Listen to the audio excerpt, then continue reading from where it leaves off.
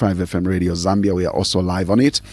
And I'm your host, Zachariah Banda. Now, today we are going to discuss everything around events that have taken place with regards the nominations, adoptions, and internal party democracy of the UPND. And on the larger picture, we will be asking that big question: why should the UPND be given another mandate during this particular election that is due in August? And to help us discuss all this, I have the UPND consultant in Mr. Oliver Shalala. It's a pleasure to have you. We haven't had you in a long time. Thank you for coming. Good morning, Zach, and good morning to the listeners on 5FM 899 and other channels in other provinces, as well as on the partner radio stations that are carrying us. Also, good morning to the viewers that are watching us on BMTV Zambia, as well as social media platforms that are carrying us. Thanks. And yes, it's been long. I think I was last year, either early this year or last year. I can't remember. Yeah. And actually, it's beautiful to be in these beautiful studios where you've moved here in Kablonga. I think last time I was on 5FM, it was in town. Yes. In Loti House. So thanks a lot for having me, and looking forward to the discussion. As a UPND consultant, it must have been a very busy time for you, especially the period of nominations, adoptions, and of course, generally up to now getting into elections. Personally, yes and no. We have been busy throughout the year and also last year preparing for the election. But it's not really on my shoulders how things go personally. Yeah. It's on everybody's shoulders, but then it was not really something we were not prepared for. So we have systems in place. I think the UPND, even in opposition, was a very structured, almost conservative organization. Very structured. We have systems, how we do things and how we follow them. And that's what exactly happened. So we used our systems in terms of nominations. So yes, it was for the few that were doing the interviews, because they have to go through the motions. Anything that involves fairness, bias, justice, and any other values, you need to have transparency and accountability. So they had to go through the motions, and some of the times they would sleep very, very late. Obviously, I would stay up sometimes. I think you saw on the day of nominations, I was doing most of the announcing. Some of the postings, I was doing them as late as 03, then waking up at 5 to send others, yes. So it was a bit busy, but then again, it's almost similar to what we were like last year. We had prepared for this period, and I think we did quite a great job. With regards consistency, I mean, you spoke about how your structured party has been consistent with obviously keeping all systems alive. The UPND has equally consistently presented itself as a democratic party. However, the adoption process was actually marred by reports of violence, protests, and dissatisfaction in several constituencies. Has the party failed to manage its internal democracy, with that said? The adoption process was violence-free. I don't think we had problems or violence in the adoption process. I think you are referring to the actual nomination day. That's when we had isolated cases of violence. I think we saw some in, it was in Mumbwa. We saw some in, should be Kalabo, and in Mazabuk. I think there were like 5 or 6 districts where we had incidences of violence. Suffice to say, most of it was between rival camps within the UPND. I think I must be quick to mention we did not record violence across board to other political parties, neither to the general public. It was within, which is regrettable. Not to say that if we have violence within, then it's good or acceptable. No.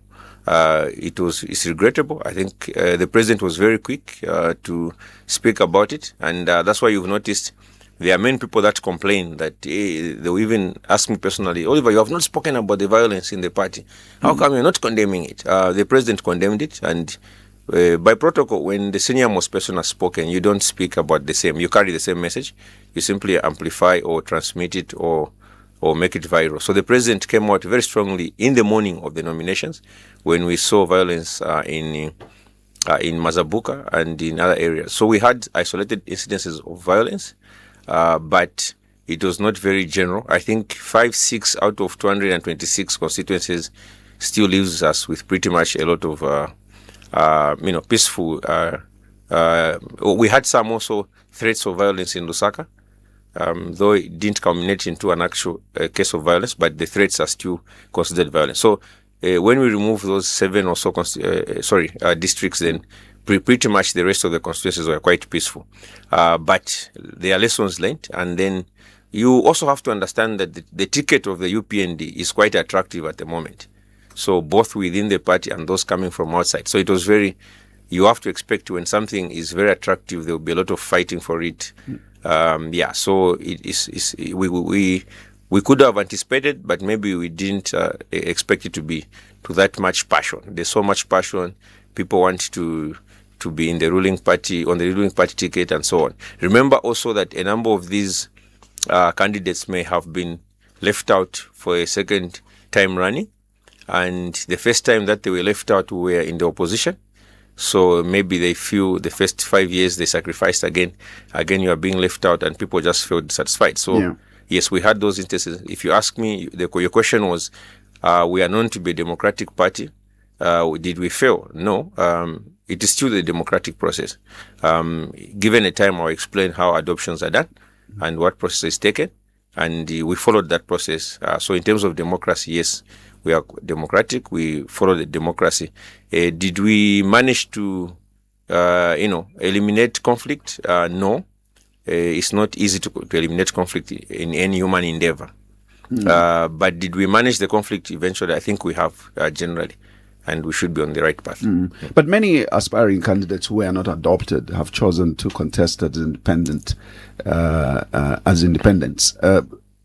Does this not signal a lack of confidence in the party's adoption process? Not really. If we look at the applications, Zach, we had I think 1,800 applications for adoption for MPs, and this is against the number of seats of 226.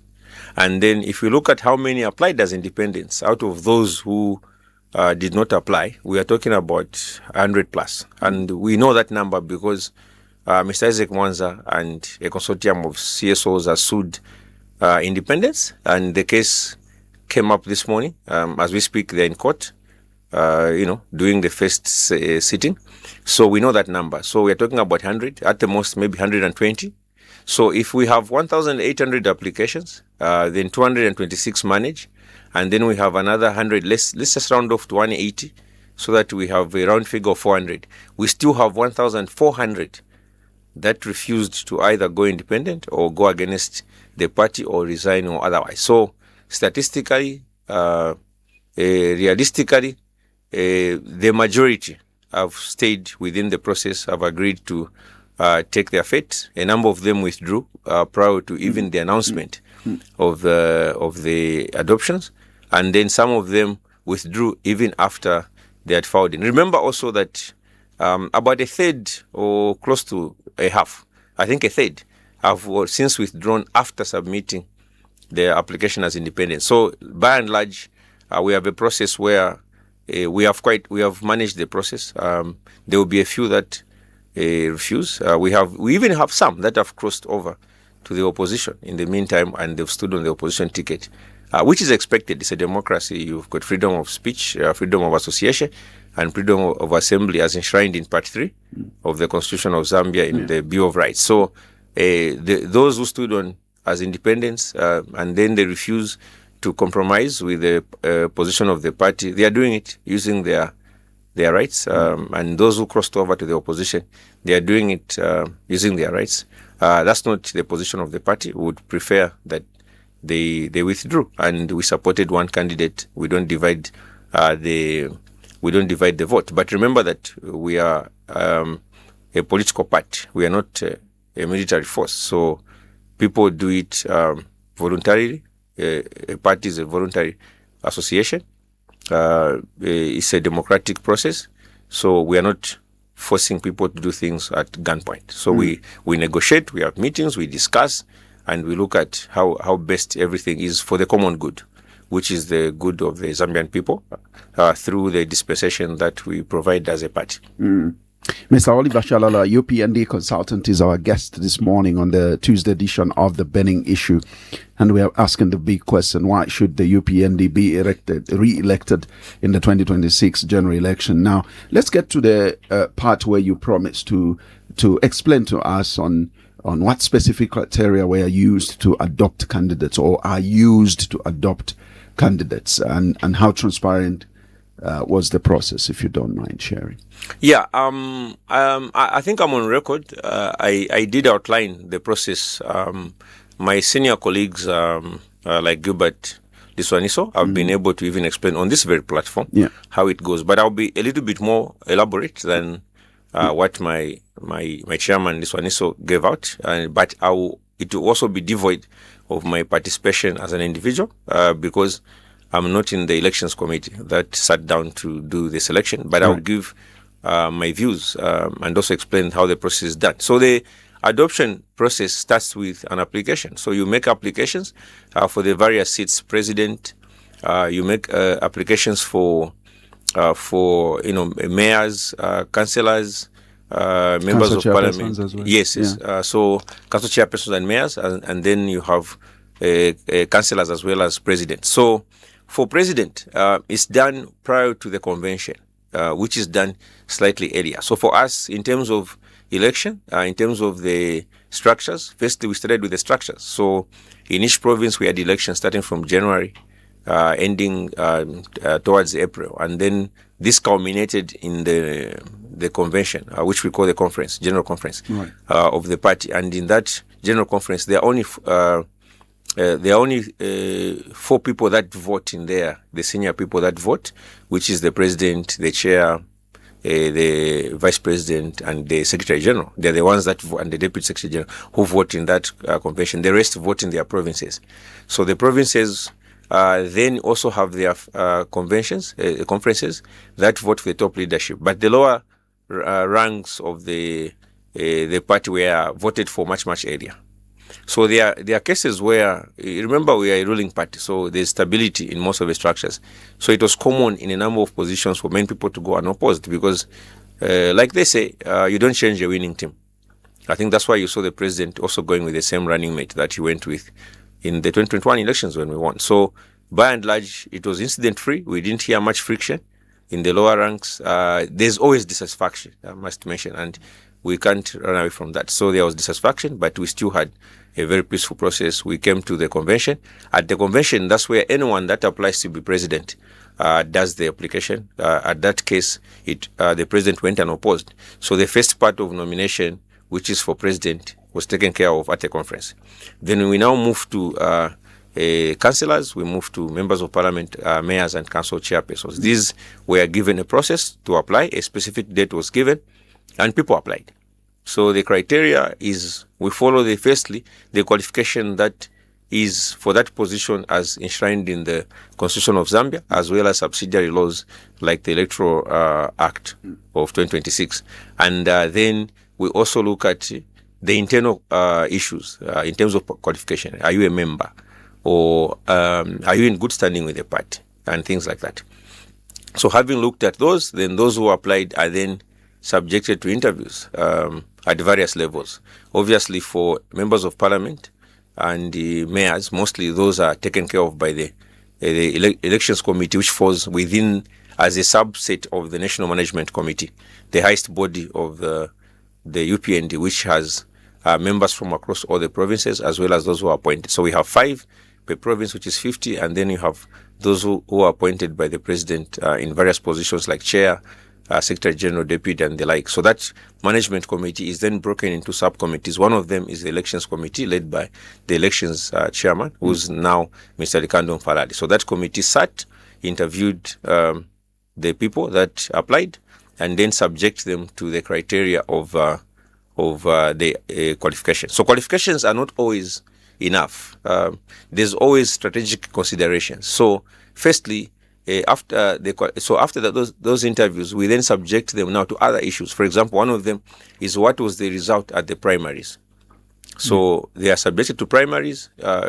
Primaries will show popularity within the structures of the party. Now, we have to differentiate between popularity within structures of the party and popularity within voters in the same locality. So one can be very good at networking within the party and be very popular within the party, but may not have done enough outside the party to have that popularity outside. So we have to marry the two. So how do we check the popularity outside the party? So we do surveys. You can do them scientifically so that you know at random what is the popularity of the individual. That was done. You can use academia. You can use commercial entities that do research. And then we even did a short code, star 2026 hash, to test the popularity of people across. And so based on all that feedback, also we have our internal security and intelligence that collect data to check how popular somebody is and the like.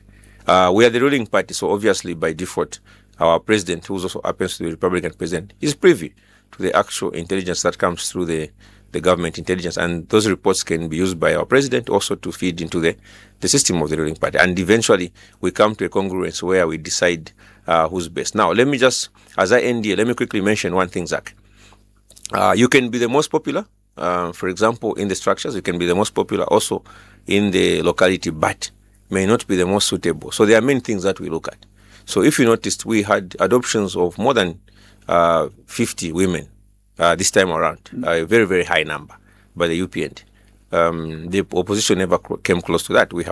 So one of the reasons why we had that number is because by default, the UPND wanted to empower more women. We had promised women and youth over the last 5 years. We didn't have the high numbers, but we've delivered on this adoption. We have the young girl from Wednesday, 26 years old. We have, for the first time, we have so many engineers and doctors. Even at council chairman level, for example, Shalala, the council chair is an engineer. We have so many of them. Engineer Abongandu in Chawama, we have so many engineers. Even in the one standing in Rufunsa, I think it's also Chilanga, they should also be an engineer. In Kafue, an engineer. In Chongwe, an engineer. So we are looking at all those factors because the president is looking at coming with a team that will make a cabinet. We are going to have a new cabinet, obviously, because a lot of colleagues that were in the last cabinet have had to pave way for newcomers. So the elections committee had to consider all that. Who can make a very good cabinet minister?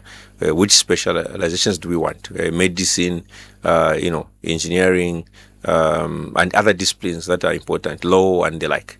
So after all those considerations, then finally we come to the candidates that the party feels are going to deliver. So in some cases, there will be those that are popular within the localities, may not be popular out, and so on and so forth.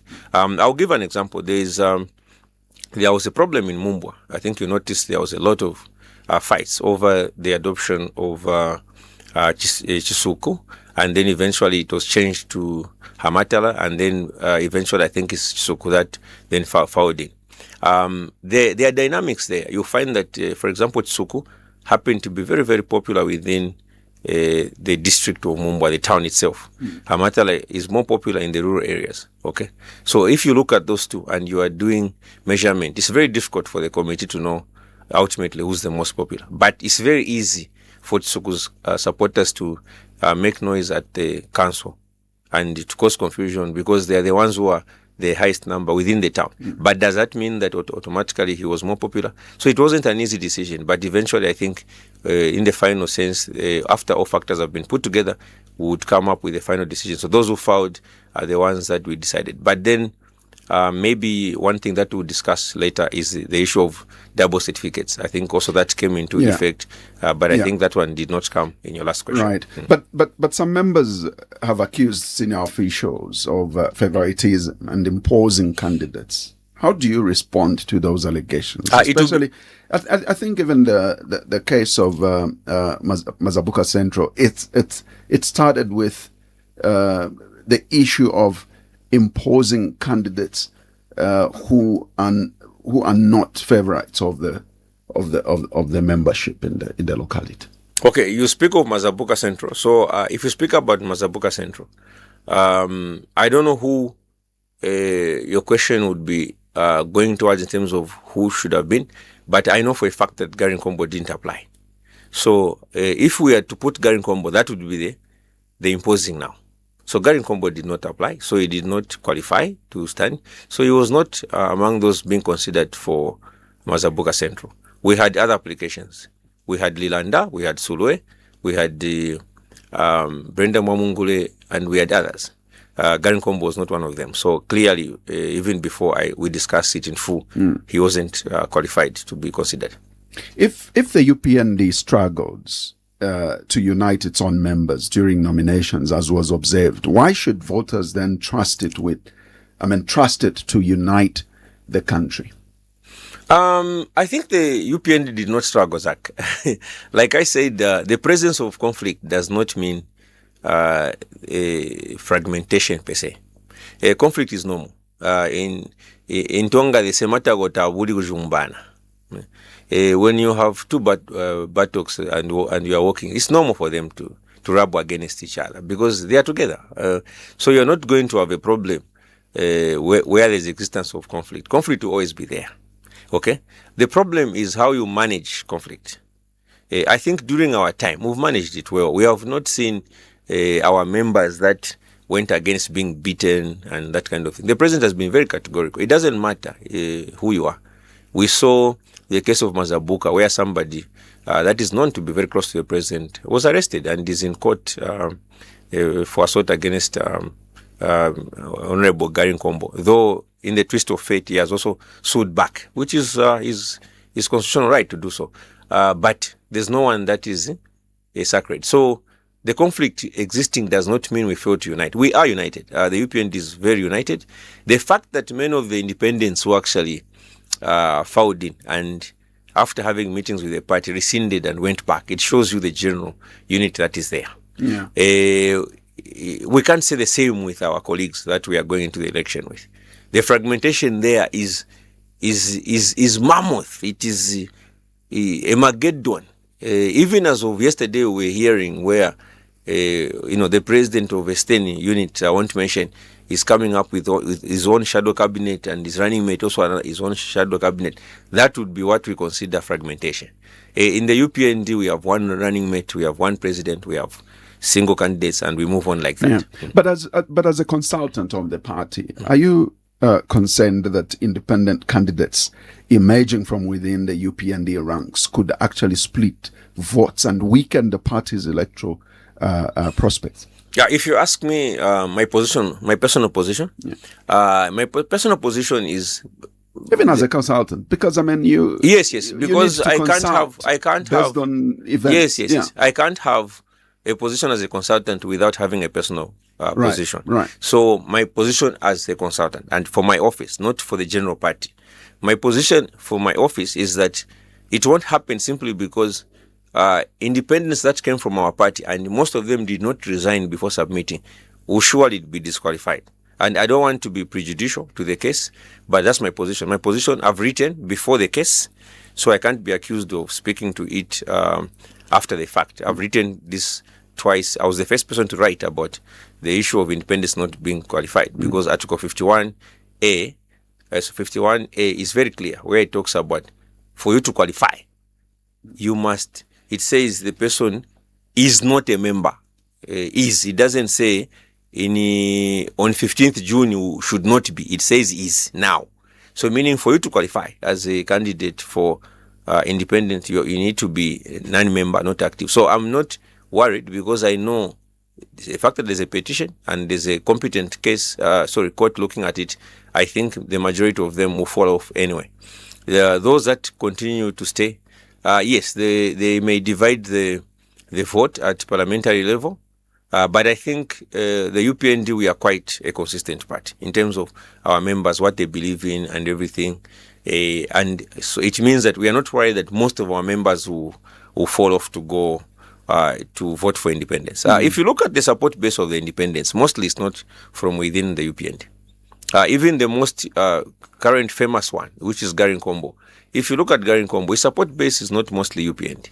It's mostly the highest support that Gary Kombo receives mostly is from the opposition, and then those members of the party that feel disenfranchised or dissatisfied, the truant nature, the majority silent members of the UPND who are quiet and are not articulating, mostly they'll go with the party. So division of the vote, not worried. And I'm not speaking from a point of arrogance here. No, we are not like our friends when they were in government. Us, we go out there. We believe we win not out of arrogance, but we believe ours is to ask for the vote and ask for the vote based on very good grounds, which I think we have delivered on. And then we believe that our members will vote en masse for the adopted candidates, not the independents. That will survive the court case, that is. A significant number of UPND candidates have gone through unopposed. Critics argue that this weakens democratic competition. Is that a healthy development for Zambia's democracy? But also not forgetting that there are allegations in line with this, that, opposition candidates were induced to withdraw from races to pave way for UPND candidate. What is your response to that? Mr. Banda, Zach, I think we all saw the list of the adopted candidates for the opposition. And they had gaps. So I don't know how we can stop a non-existent person from filing in. So the official list that was produced, for example, by the group of Munduvid and Makebizulu had a lot of constituencies that were empty. Then they also had names of people that were standing as independent who refused to file in on their parties. So clearly, there's no stoppage. If you look at those particular cases where people went unopposed, I think the initial ones were 6. There was none that filed in from the opposition. And there was no case of an opposition candidate that was filing in for member of parliament or mayor that was beaten up or was blocked. No. I think that never happened. I think, like I said at the beginning in the preamble, is that it did happen within our own people. It is regrettable. It's something that should not have happened, but it did happen. And like I said, it's normal in a family setup to have conflict, because you are spending time together. You know each other's weaknesses, you know each other's strengths, and you have the same ambitions. You are fighting for resources which are scarce. So it is normal for us to have that conflict within, but we managed it well. As for the opposition, they just didn't file in. They didn't file in 72. I'm surprised you're not asking me that. They didn't file in 72 constituencies. That is the consortium of Makebizulu and Munduvid. And I remember their Secretary General Zumani suggesting that it's only in 6 constituencies, but that's not a fact, because we know that in 6 constituencies people have gone unopposed. Then we've had another maybe 3 or 4 where our independents have withdrawn, and those people are likely to go unopposed on the polling date, even though we don't know whether this was done before nominations closed to allow for them to be unopposed now, or for them to go onto the ballot with somebody who was withdrawn. So it's not true that we are killing democracy. It's not our job to massage the opposition. It's not our job to grow the opposition. It's not our job to make the opposition look good. No. Actually, when they are struggling, we celebrate. We are happy, because it's a competition of minds. It's a competition of ideologies, a competition of personalities, a competition of manifestos, constitution, and all that. So our friends just did not have the names to submit. And right now, they are crying over the independents who are our members. Because these people never resigned in most cases. They filed in out of frustration. Some of them did not do their due diligence to remember to resign. There are others who've been withdrawing after. Some of them have even gone the criminal route to actually backdate resignations, so that they can, make it past the scrutiny of the case that is before the courts. But ultimately, no, we did not cause the people to go unopposed. It's just our friends across who are not ready for the election. But if investigations were to prove that opposition candidates, even just in one, were paid to withdraw, opposition candidates yes. Opposition candidates or our own independents? Opposition candidates, if they were truly paid to withdraw their candidature, would UPND still condemn such actions? But you are insisting that they withdrew. How can someone who doesn't exist withdraw? In those cases where we went and opposed, there was no opposition candidate even adopted. There was no adoption certificate that you saw, Zach, for Zambezi West or for Kalomo East, Kalomo West, I think, or Choma West. There were no opposition candidates. What about independents that withdrew? Those that withdrew after the fact. Yeah, after from within your party, because even that is. How can I condemn that? Because there are cases being brought out. Because I mean, if for example, one is not satisfied that you didn't adopt, or the party did not adopt him, and he attempts to go independent, and later we hear, he has withdrawn that intention, and allegations are that he was paid to withdraw. I mean, it shouldn't always be about opposition. It can be your own members who are attempting to go independent and are swayed to withdraw, and money could have exchanged hands. Should that be investigated? Between who and who? Because, for example, we have a case of Mao Sampa withdrawing. Why aren't you accusing the UPND of paying Mao Sampa to withdraw? It's not the case. The case is you sit down, you reflect. And I think most of them are using the words after I sat down, reflected. Because like you are saying, like I'm saying, Zach, when you are left out in that heat of the moment, there's very little room for you to think through. Remember that adoptions in most cases were being done on the Tuesday, like the last day. Some were getting certificates as late as 2103, the day before nominations. So there wasn't time for people to widely consult to find out what really is the best course of action. So you find that some people later on would reflect and realize, like for example, Mao Sampa was very clear. He said, okay, I looked at it, reflected. Is it better for me to go as an independent and lose my claim for the presidence of the PF, or I continue with PF? I've decided, no, let me withdraw so that I continue with the PF. Similarly, there are many members that later on realize, for me to be an independent, I have to resign from the UPND. That means my long-standing relationship with the party comes to an end. For example, I used to be in MMD. I joined the UPND in 2014. Okay? So I've clocked about 12 years now. So I still want to be in the UPND for more years. And if it came to a decision to leave now, I wouldn't want to leave because I don't want to be seen to be moving from party to party to party. I've only been a member of two parties. Then there are those who were there before me. Before I came in 2014, there are those who were there from 98. And now they stand as independents. And they realize if I continue as an independent, the first thing I'll do is I'll lose my membership. I don't want to do that because then I lose any benefits that accrue. And people know that this election, without sounding arrogant, is pretty much looking like a done deal for the UPN. So people then say, okay, I might be independent, I might even win, but I'll be outside. So it's let me go back to the membership. It's more valuable. Is that how comfortable you are about? No one is comfortable, sir. No one is comfortable. We have to put in the work. We have to put the boots on the ground. We have to work. But we are saying all things remaining constant, ceteris paribus, we should win the election because we have all the fundamentals in place. Firstly, we managed to file in all the 226 constituencies.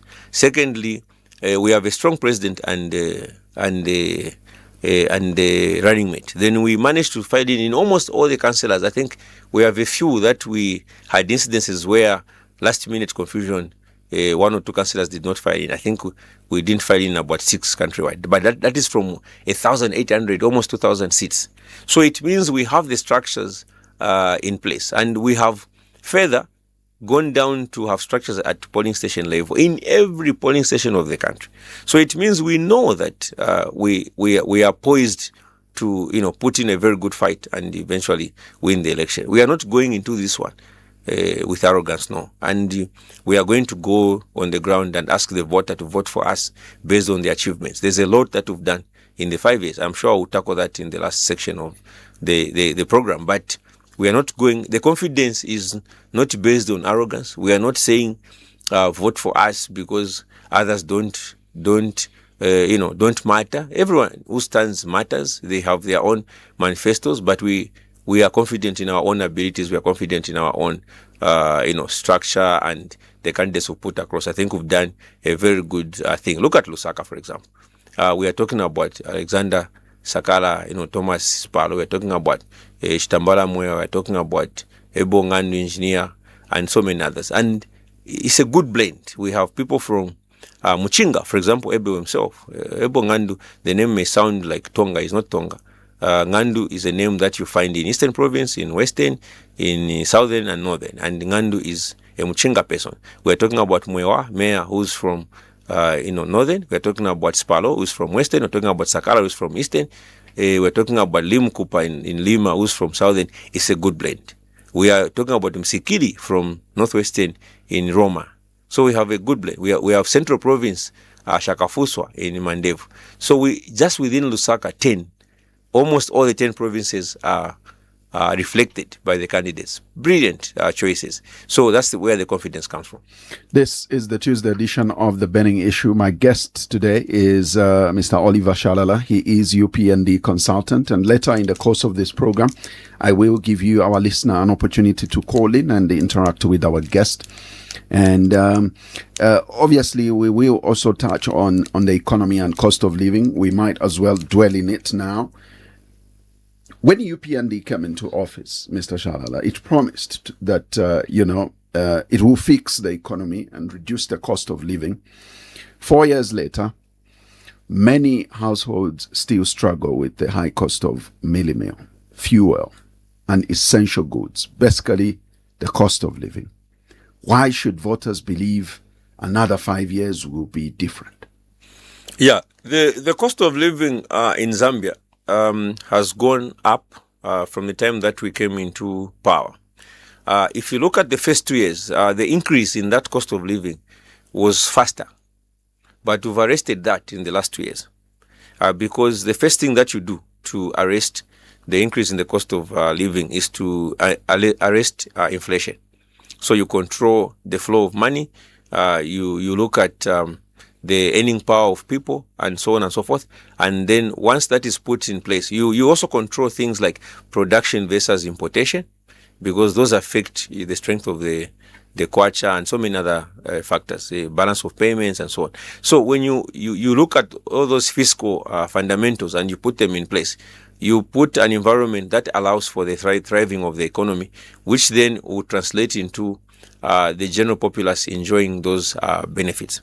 So, in the first 2 years, yes, the increase of commodities that constitute basic needs of a household was quite exponential.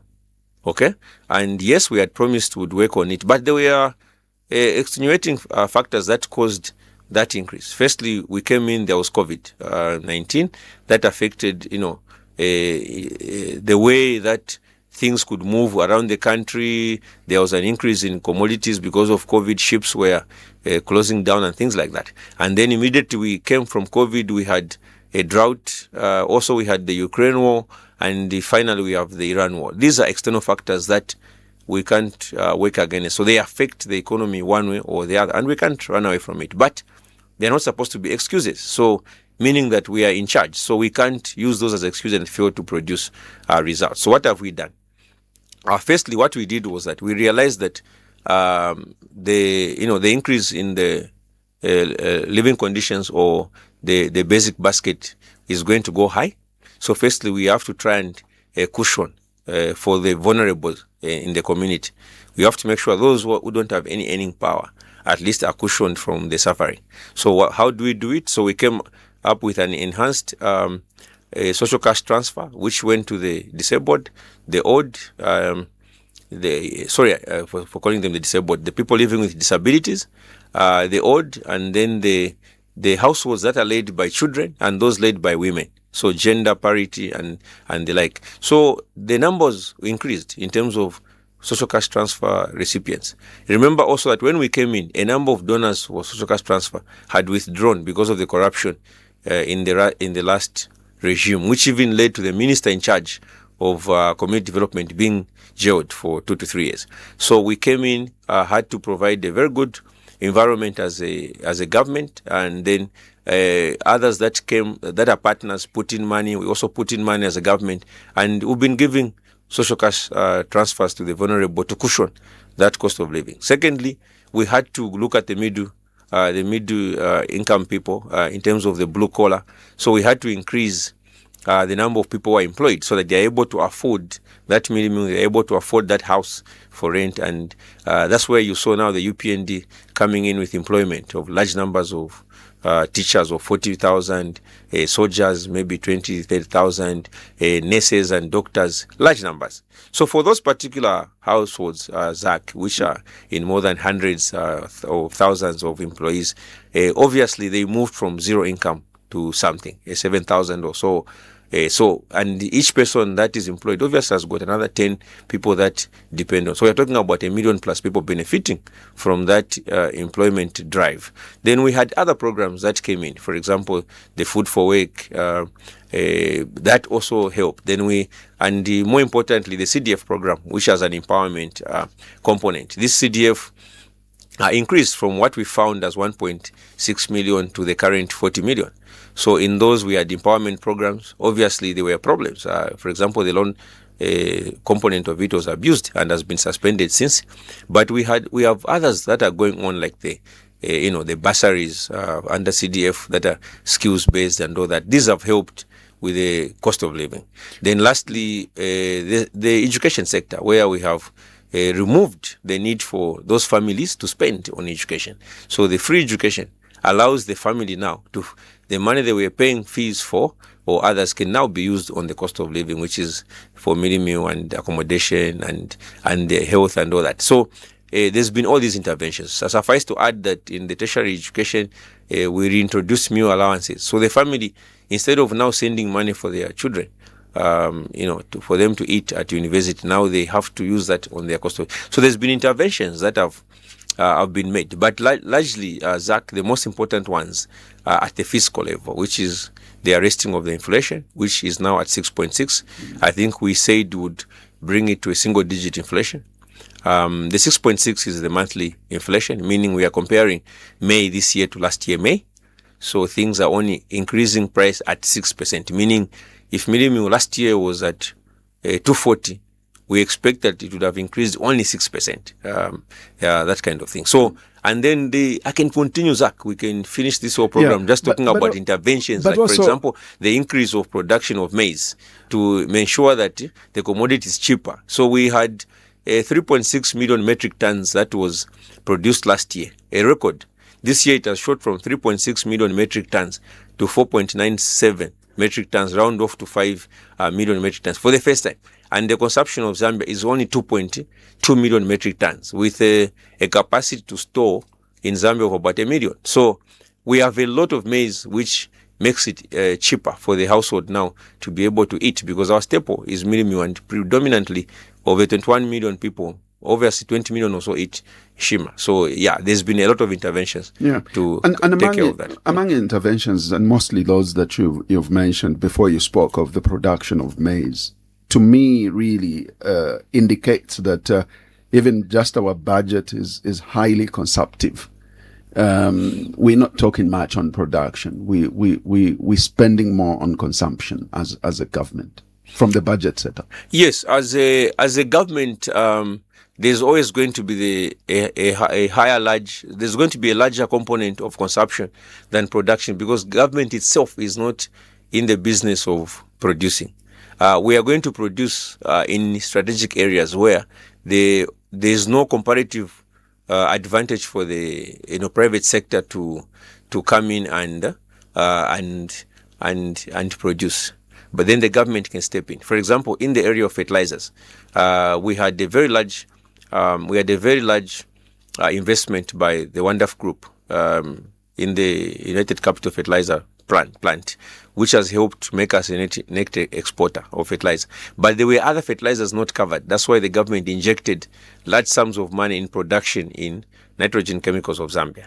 So if you look at the budget that had that injection, it's going to show that large injection in production because it's strategic. But in a year where that is not happening because private sector have already covered that area, it will look like we are not investing in that production. So government will come in production in areas which are strategic, but we are not going to produce across board and increase. Of course, there are countries like China where government by and large, has taken over almost all the production, but they have a different type of economy, command economy, where the government is the sole authority on everything. There's only one party, the whole country, and things like that. But our system is different. Our system is a capitalistic system with a bit of social awareness, because we are not a very completely capitalistic party and country. So yes, there will be areas where government has to produce, but by and large, yes, we are going to have a larger component of consumption because of the nature of who we are. We are a low middle income country. We are not a developed country. So we still have to carry along a lot of our people, ensure that our people are not suffering. We cushion them, ensure that we are growing the economy at the same time, not for neglecting the safety of our people. That's why you've seen we have invested a lot in the reserves. We now have $6.5 billion in reserves. We now have the highest level of reserves in terms of gold in reserves, and so on and so forth. Because all this is to prepare us for a better good in future, not just looking at the present. It's easy for us to offload this 6.5 billion into the economy and please everyone and get the election won today, and then move into 2027 and 26 and 27, and then realize later we made a mistake, we overspent that money. This is what was happening with our colleagues. They would flood the economy with loose money, no cover for export, nothing, but then eventually just cripple the economy. How can a country fail to pay a simple loan of about 40 million? That shows you how rotten the system became. But we took over, there's decency, we are able to look at both the future and the present. And yes, I can say, Zach, that yes, consumption is very much large of the economy, but it's a process. We'll get to a point where production is higher.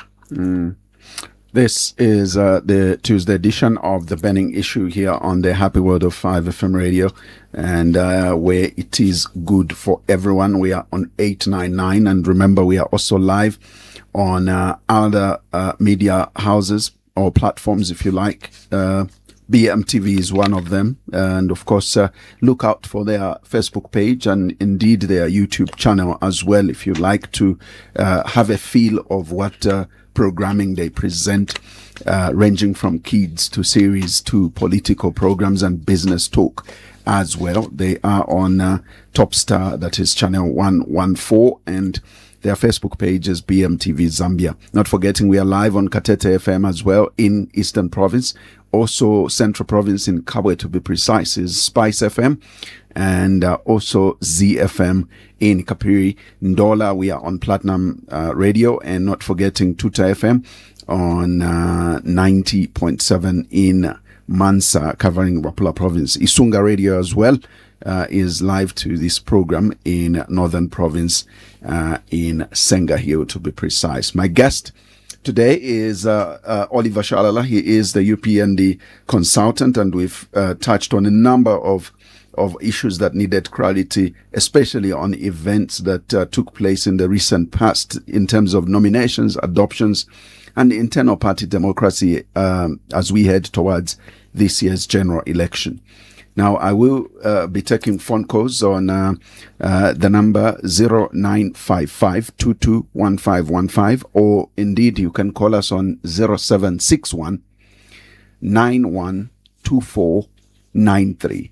Those two numbers will definitely see you through to this program. The number once again, or the numbers once again, are 0955-221515 or 0761-912493. We seem to have a caller on the line. Good morning, and welcome to the program. Good morning, Mr. Zach. Good morning, Mr. Paul Shalala. Good morning. Please share your name and where you're calling us from. My name is Brian, calling you from within Lusaka. Brian from within Lusaka. Please go ahead, Brian. I just want to stress this point of which province the UPND is going to win. I want to ask Mr. Shalala, because on the ground, I can sense that people, they want something changed this time around. And you know, these guys, the UPND, they are so good in talking, but what they promised the Zambian people, they didn't fulfill. Ask Mr. Shalala, how much is the bag of meal today? They promised to reduce the bag of minimum at 50 kwacha, and they failed. Fuel today is too high. The cost of living, people are suffering. So people will judge these guys, the UPND, on 13th August. They are just quiet. They are just waiting for the day of voting. Thank you so much. Thank you. Thank you very much for coming through. And that is Brian from within Lusaka. We appreciate that. You too can call us on the following numbers, 0955 221515, or indeed on 0761 912493. Let's pick up another one. Good morning. Yes, boss. How are you? Fine. Thank you very much for calling. And please share your name and where you're calling us from. My name is Jopiri, calling from Chilanga. I didn't get the first name. Jopiri. Jopiri. Yes, calling from Chilanga. Please go ahead, Jopiri from Chilanga. Yes, and I'm also UPND member, although I have a challenge, concerning the issue of the cost of living. Mm. And for sure, the life of us people locally, but if we talk of a bag of minimum, it's just too high up now. And the people are complaining, seriously. So I don't know if my boss there, they know the cost of living in terms of the bag of minimum, whatever. You see, anything, just anything. But thank you, Mr. we're Jopi. just here, the dollar and whatever. You see, all those things, it's you people who can understand. But these people like us, we are on ground. We don't understand that. And we haven't seen any change in terms of issue of cost of living. Thank you very much, Mr. Joe Piri. Definitely your concern will be addressed. Appreciate for coming. Right. There you are. Let me take one more on 0955 221515. That's the number you can call us on if you would like to be a part of this conversation. The other number is 0761 912493. Let's take this call. Good morning. Thanks for calling. Please share your name and where you're calling us from. Yes, this is Dan Mutondo. Brian Mutondo. Where are you calling us, Brian? From Lusaka. Brian Mutondo from Lusaka. Please go ahead, Brian. Yes, boss, me, the thing that I'm going to ask is that our okay, like why UPND, but the thing is that tonight Samonga say we try. You are UPND from where? Young tonight, I know about the places, From but within the only answer that have been answered is that no, if you think Yango gives you loss, just go back to Shan old tax, my old taxi. We tried. Economy is not good. Whereby someone who book Yango for 23 kwacha, you find that petrol is at 27 kwacha. Then Yango will now deduct 25% out of that much money. Then we try to talk to our government, but no answer has been given to us. No any help. Things are not okay on the ground. So we are trying to ask at least let our president try to help us in these things. Because we are so many younger drivers, but you find that the things are not moving. If we try to ask, the minister says, no, if you guys, you think that Yango gives you loss, go back to old taxi. Meaning maybe they have got some shares from this Yango compared to Ulendo. Ulendo was at least favoring. Now Yango, the problem is that they really respect my foreigners than the owner of the country. I don't know if because of that been given something or what. Thank you, sir. Brian, before you go, you said you are UPND member. Yes. And when you make mention of having engaged the minister, did you actually, as either a group or as an individual, engage the minister, and that's the response that you got? We tried as a group. You know, this issue, you can't just go. We tried as a group. Right. See, Yango is very cheap. plus just try to help us, because the way it is life, it's not that everyone needs to have a paper or maybe a degree to find a job. Right now, this government, it only gives people with a paper. Now, what of some of us without papers? How are we going to live? Okay. Thank you, Brian. Your concern will definitely be addressed. Maybe your reaction, Mr. Shalala. Yeah. Zach, we received 3 calls. There was 2 brands from Lusaka. That's right. I'll start with the first brand. So the first brand addressed me as Poor Shalala. Let me just make the clarity. Yeah. Poor Shalala is a very different individual from myself. Oliver Shalala. Poor Shalala is my younger brother, but he's not into politics. He's a journalist and a civil servant. So let's keep him out of the politics. So I'm Oliver Shalala, and I'm a politician. So Brian is saying on the ground people are complaining and that kind of thing, and then he says I don't understand what. So I always find this a very funny statement, Zach, where people like saying on the ground. I don't know why people assume if I have a position in the party, then I'm not on the ground, and that we don't know what happens there.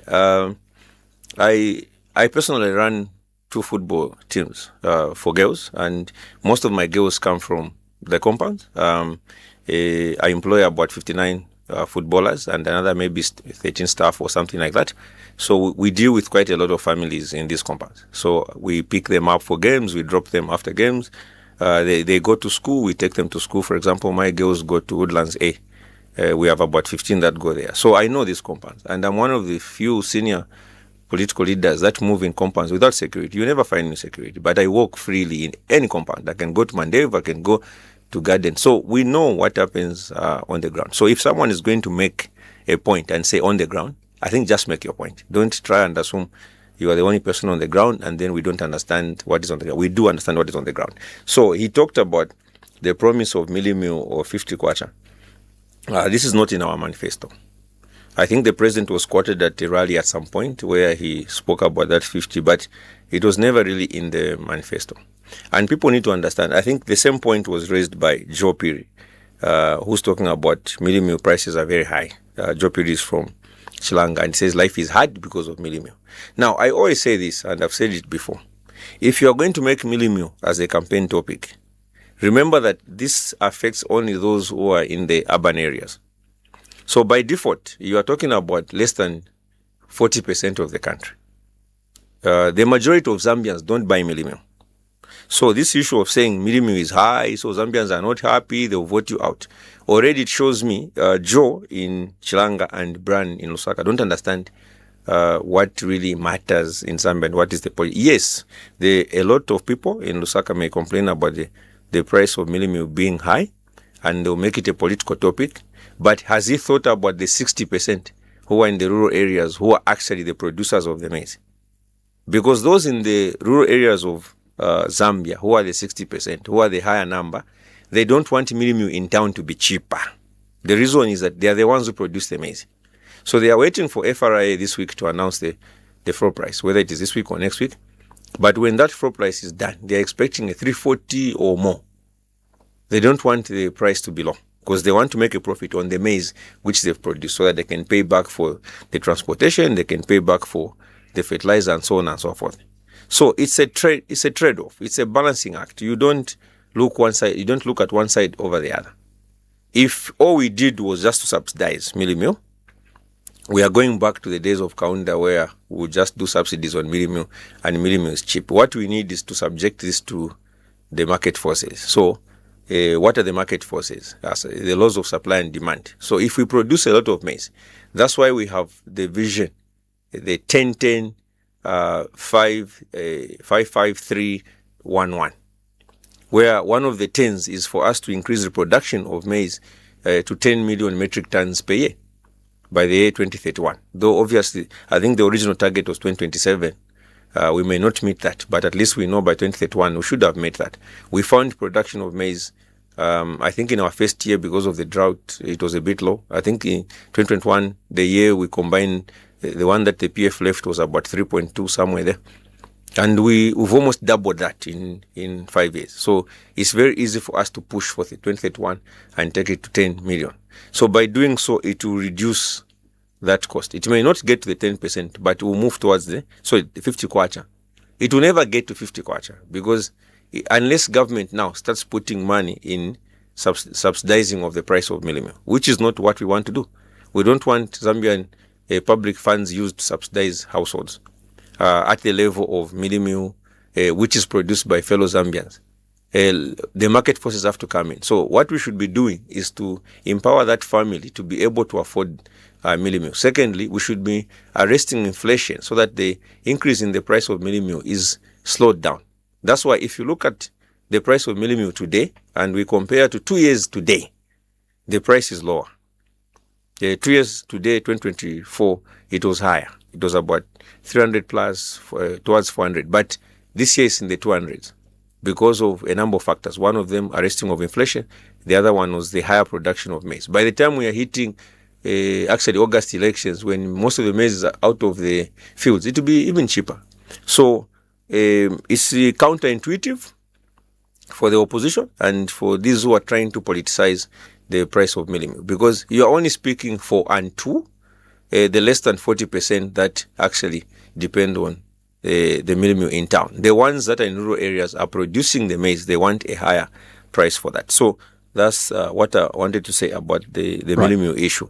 But yes, we promise to take it lower. And I think if you follow what interventions have been done, it has gone lower from where it was after the drought and after COVID. So it means we have gone towards the lower side. The issue about Yango not being a profitable venture for the youth and Ulendo being better, and I think those are proprietary companies. I don't think me speaking for the party, I should come in and talk about which one is better and that kind of thing. Suffice to say, I didn't get which minister met Brian and what was the actual intervention. I think this one could have been transport minister. Yeah, so we'll keep this one. No, I suspect, I know that there are a number of ministers that were helping empower youth in terms of buying them cars. Then they put them on Yango. So I'm surprised that he would complain about the profitability of it instead of first appreciating that the minister went further to actually buy them cars. So I think it was Honorable Mula Haimbe, who was one of them I know who did that. They bought a number of cars for youth in Chainda, in Baulin, and so on and so forth. And then these youth have gone on Yango. So I think maybe the best is to keep this one off air. If there are specific issues that need intervention off air, I think we can help. Brian can get in touch with me. My number is 0976 777 349.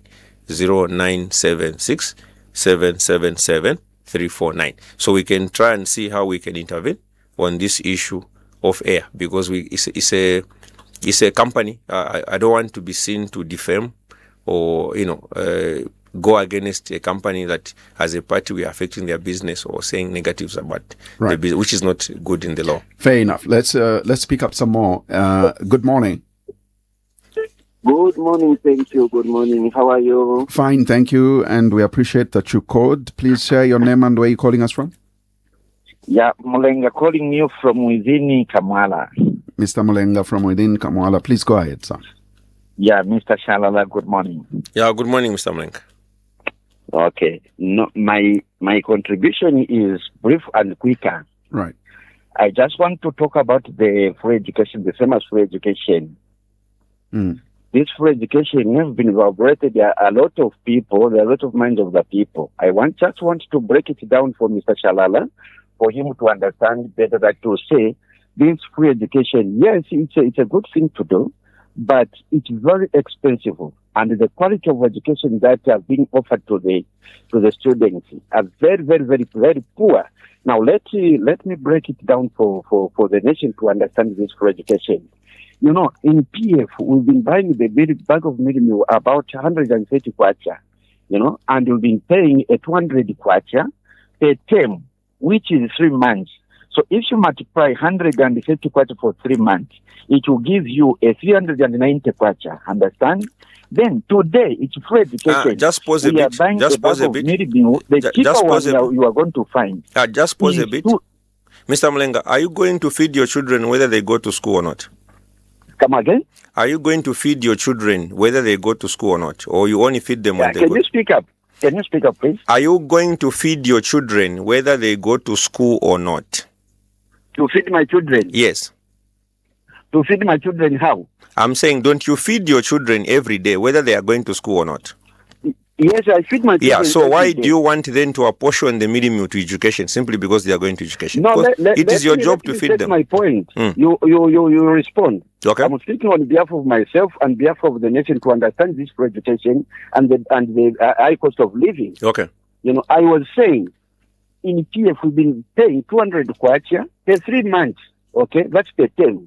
Okay. Then I don't want to talk about the number of the families, maybe this family 10 or what. I'm just putting it generally just one bag per month. Okay. All right. So, so 130 times 3, it will give you 390 kwacha. All right. Plus 200 kwacha per term, it will give you 590 kwacha. Today you buy a bag of milk at 350 kwacha. The cheaper one you are going to find is 290. 290. I'm not lying. Yeah, that one for the Igbo milling 230, they are nowhere to be seen in the market. All right. Now, if you multiply 350 by 3, it will give you 1,050 kwacha. All right. Comparing to free education 1,050 kwacha, then in PF 200 and the 200 kwacha plus the 300, which will give you 590, which is expensive. So this let us come sincerely and be patriotic citizens, the love of the country. Let us love people. Let us help people from the hunger and so on and so forth. So on that, that's the free education that I wanted to talk about. So, Mr. Shalala, you can comment about So are you saying, Mr. Mlenga, are you saying that despite the fact that there's free education under the UPND, but the price of meal is higher, then the free education is not an economical venture? Is that what you're saying? No, actually, this is a said word. Actually, even if free education, we are not disputing that. Free education is that's okay. No one can dispute that. But we are talking about the quality of the education. Well, some of the schools, let me find that they don't even have the textbook. Can I ask you a question? How is it going to Can I ask you a question, Mr. Mlenga? Free education is quite okay. No one can dispute that. Okay, can I ask you a question before you go? They did not do well. No, they did well. But comparing to the cost of living today, in free education we are buying 1,050 kwacha. Then where we've been paying 200, we are buying 590 kwacha. Now I want you. Can I ask you a question, Mr. Mlenga? Can I ask you a question? Can I ask you a question? You can, yes. Yes. Compared to PF, how are the results now? Which one has produced better results at grade 12 and grade 9? The perfect results in PF.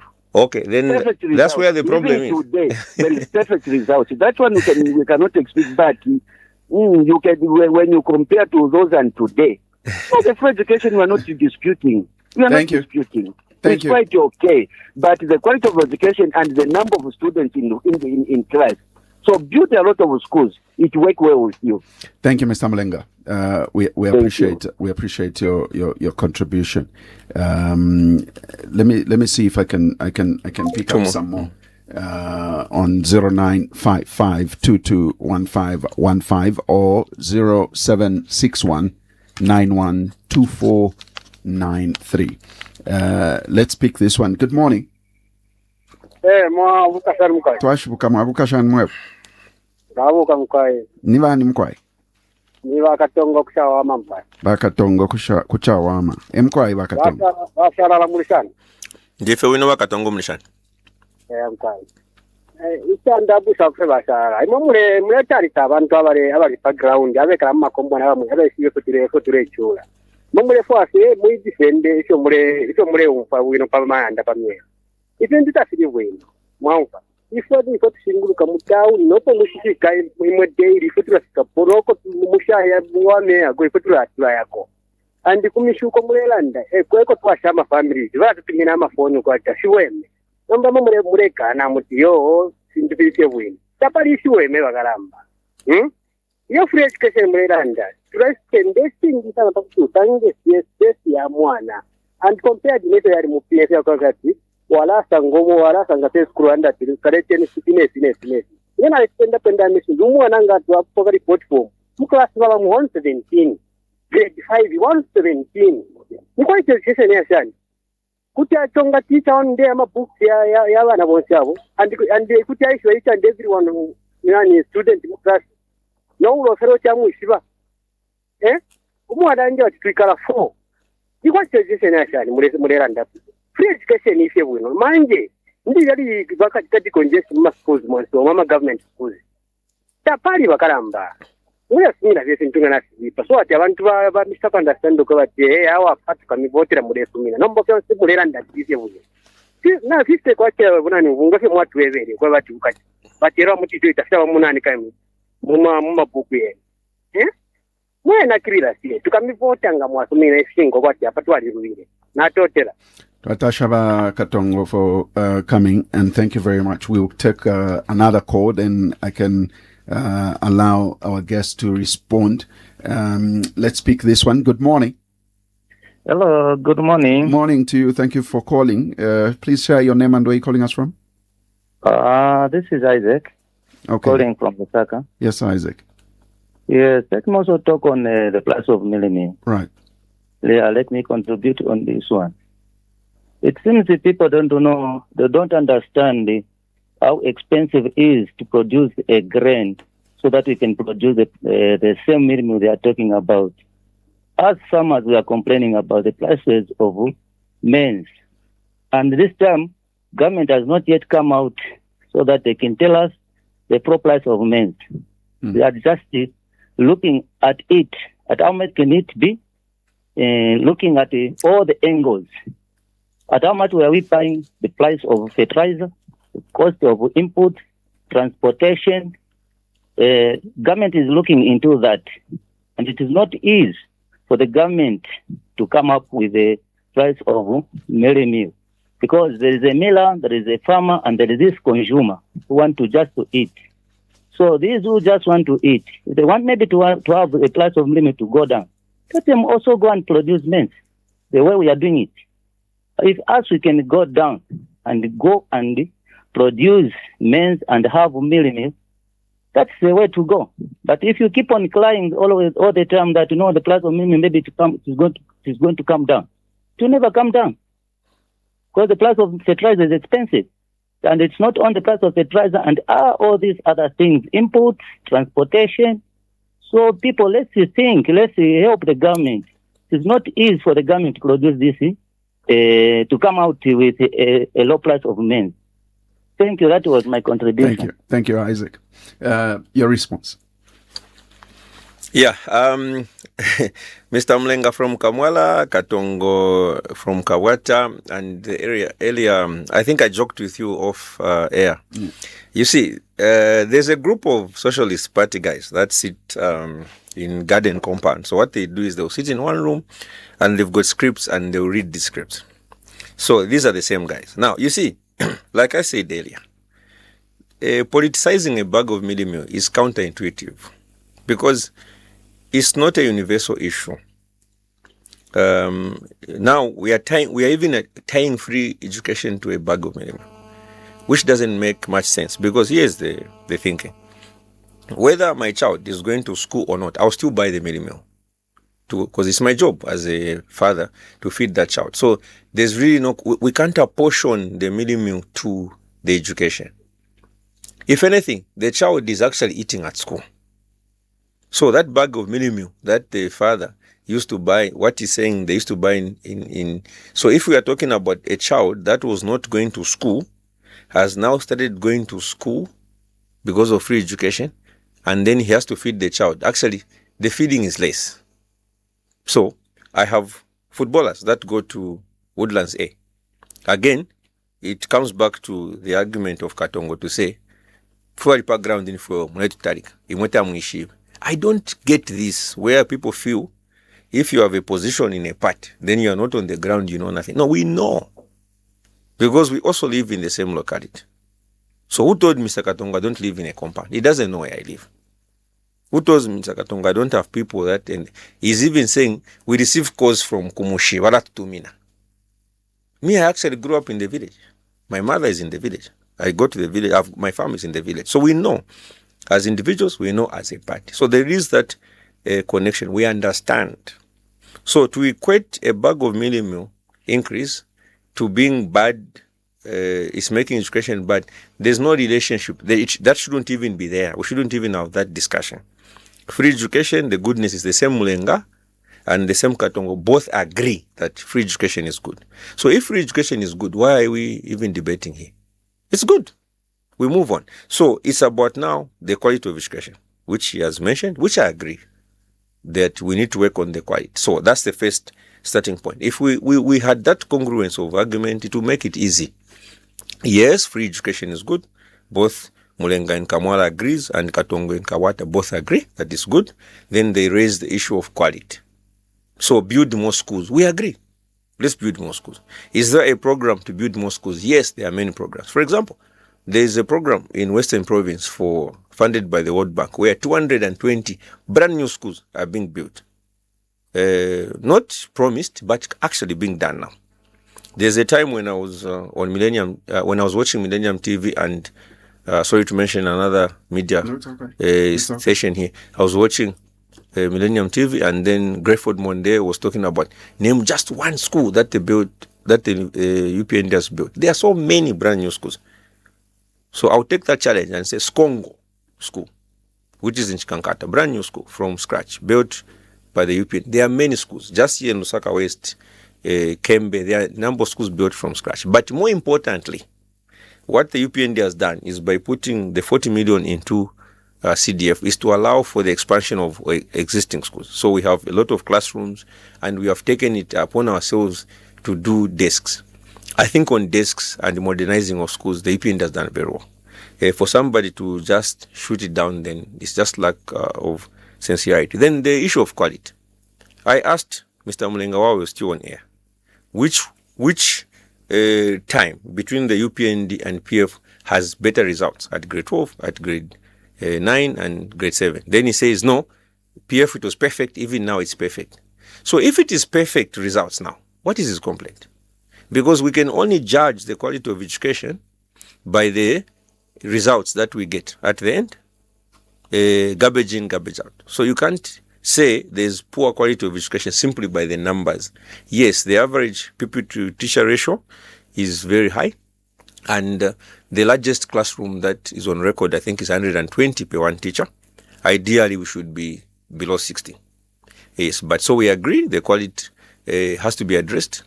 Is there a program? Yes, we have programs. We are working on expansion of classrooms. We are working on increasing the number of teachers, which the UPND has done commendably, meaning that we reduce the pupil-teacher ratio. There's another 4,000 or so teachers coming this year. We've talked about more employment next year.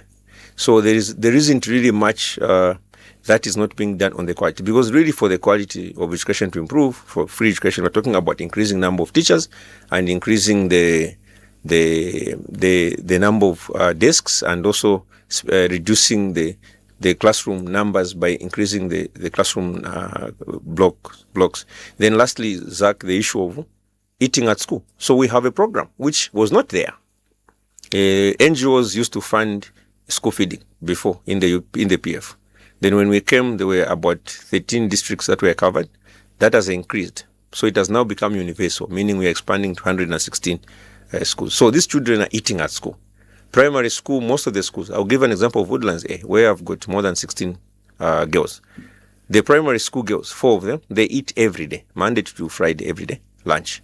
So the secondary eat 3 days in a week, which is Monday, Wednesday, and Friday. So it means automatically that bag of mielie meal that Mr. Mulenga was talking about is covered, because they are eating less now at home. I think there's a lot of joking in the compounds now to say, wana watu wakuja school. Na ise tifuna tiyambe kuja. So Mr. Katongo, if you mulera that, if we tuila mitari kata tuishiwe tatusangwa pa ground, shishibe kumfunishe, because na ifwe tulasangwa pa ground. Na ifwe umakombon tulenda kumushitura yako, na ifwe mafoni tulapokelera. Tashira ndokwe bati nga twakwata akafulo muchironganino cha political party ni statushifire shitika pa ground.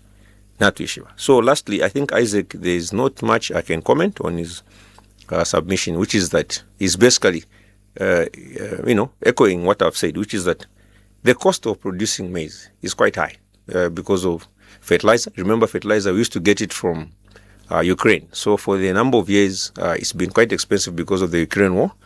We are producing a lot of fertilizer now. I think in 2 years' time, the dynamics should have improved to a point where it's cheaper.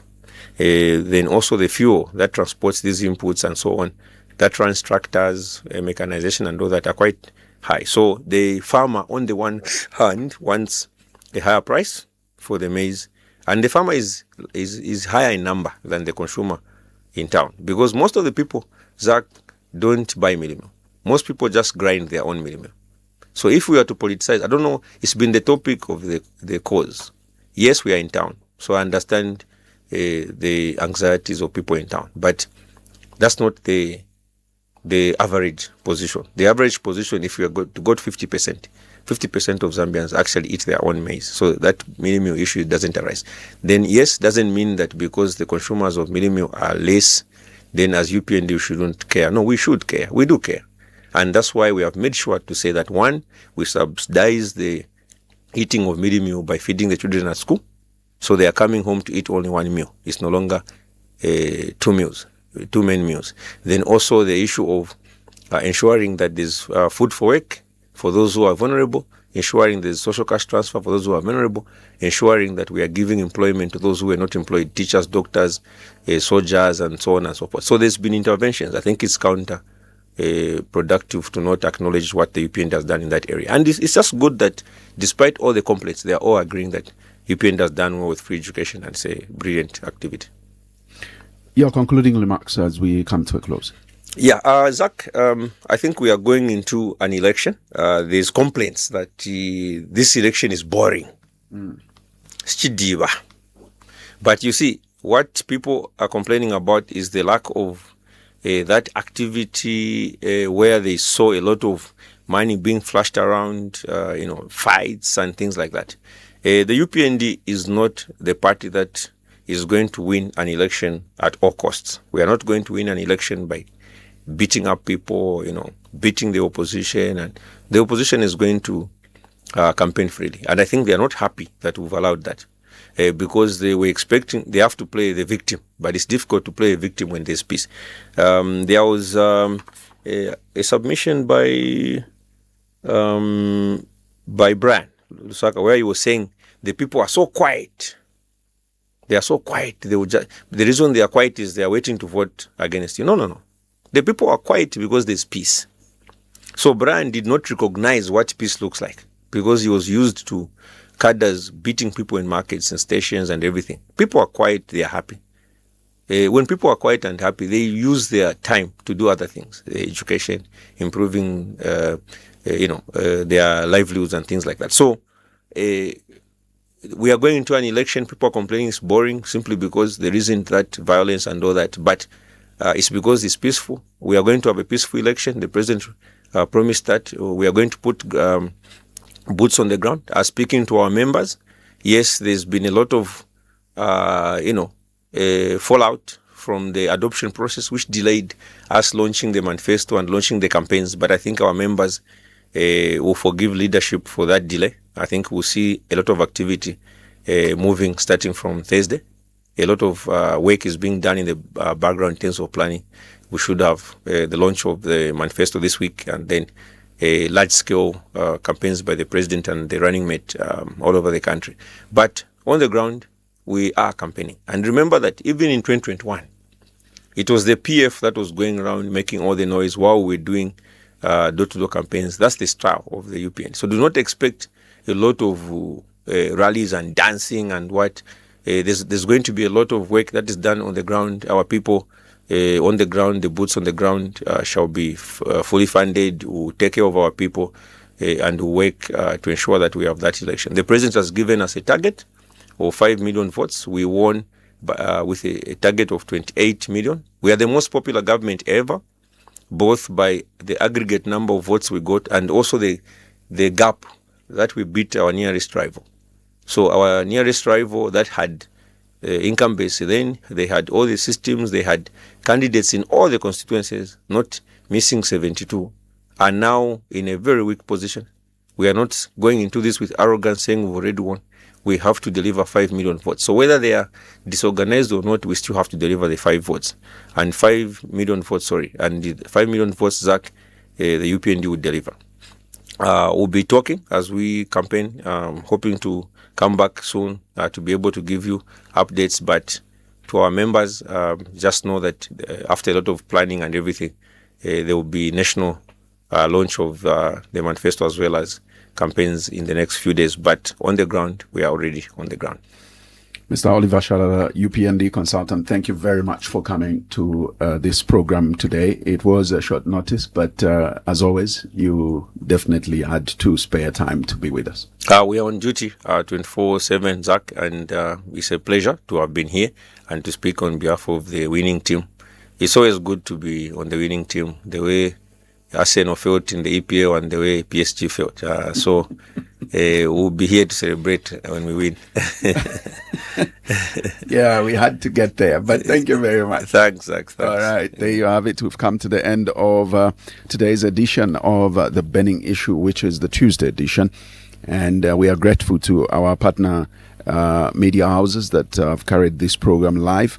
We are grateful to BMTV, and remember to follow BMTV on their socials. YouTube as well as Facebook is always alive to a lot of programming that is taking place on BMTV.